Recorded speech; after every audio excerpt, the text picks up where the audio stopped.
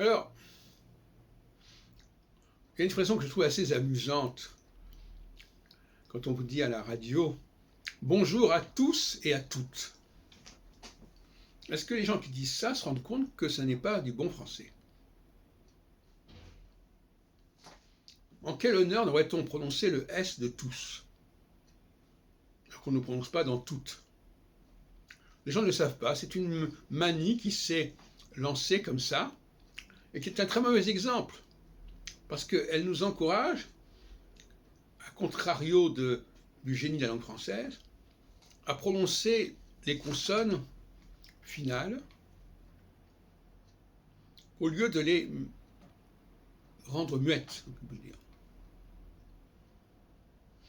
D'un autre côté, on dit bien tous les enfants, on ne prononce pas le S. Pourquoi devrait-on dire à tous? C'est un mystère. Il y a là une gabégie linguistique tout assez évidente et chagrinante. On pourrait certainement en trouver d'autres, bien entendu. Mais d'une manière générale, les gens savent très bien que ça ne se pratique pas. Le S, comme marqueur du pluriel en français, est très rarement entendu. Tout d'un coup, on veut marquer le pluriel, alors que le français, lui, il se contente de marquer le pluriel à l'écrit, pas à l'oral. C'est un vaste débat. Mais je pense que sur France Culture, en tout cas, bonjour à tous, c'est quelque chose qui devrait être complètement banni.